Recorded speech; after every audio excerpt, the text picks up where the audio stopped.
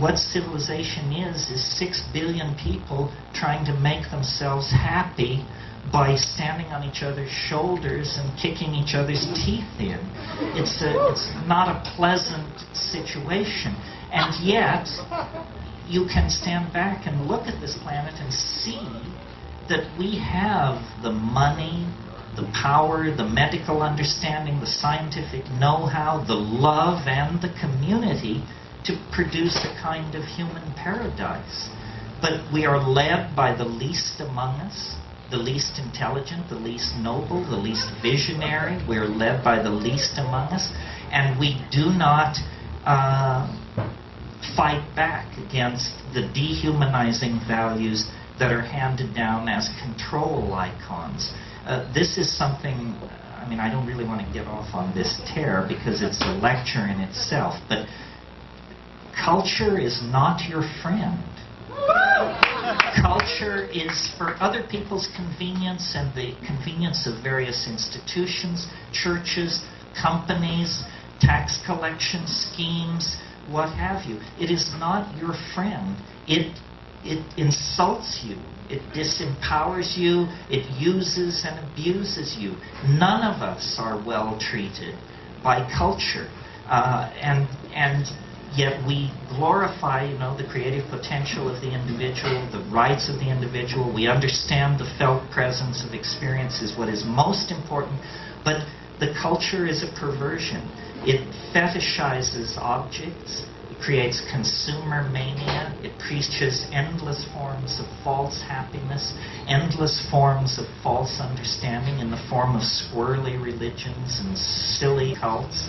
It invites people to diminish themselves and dehumanize themselves by behaving like machines, meme processors of memes passed down from Madison Avenue and Hollywood and what have you.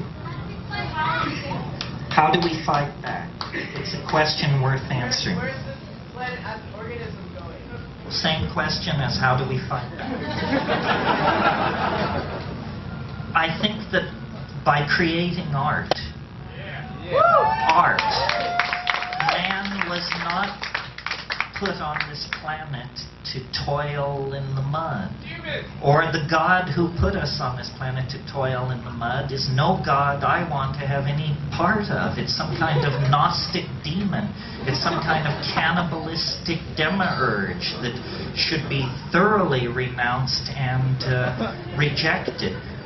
By putting the art pedal to the metal, we really, I think, maximize our humanness and become much more necessary and incomprehensible to the machines.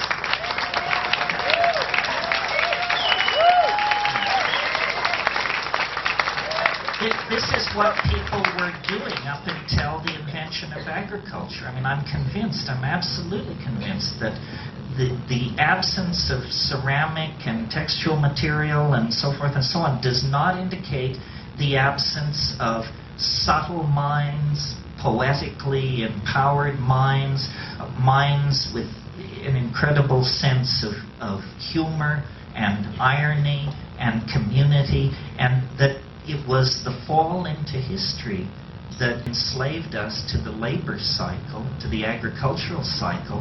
And notice how fiendish it is. A person who dedicates themselves to agriculture, who did in the Paleolithic, can produce hundreds of times the amount of food they can consume. Well, so why would anyone do that? Well, the answer is because you can use it to play power games. You can trade it for wives or land or animals or something like that. And so living in the moment, creating art, probably largely through poetry and body decoration and dance, gave way to toil and predatory social forms of behavior, which we call commerce, capitalism, the market economy, so forth and so on. That's why, the breakdown of the monolithic structures created by print is permitting a vast proliferation of the cottage industry mentality the self-employed artist, the hacker who stays home and develops his or her software, people who dare to be independent and slip beyond the reach of these dinosaur-like mechanistic organizations. That's what it's all about. It's all about trying to create trying to negotiate a cultural standoff between you and your culture so that it will not put you in the can for the rest of your life, but you can put up with its stupidity. And, we have a very uncomfortable fit on this issue, especially as people like who are sophisticated about psychedelics. I mean, this is a society, a world, a planet dying because there is not enough consciousness, because there is not enough awareness, enough coordination of intent to problem, and yet we spend vast amounts of money stigmatizing people and substances that are part of this effort to expand consciousness, see things in different ways, unleash creativity. Isn't it perfectly clear that business as usual is a bullet through the head? That there is no business as usual for anybody who's interested in survival.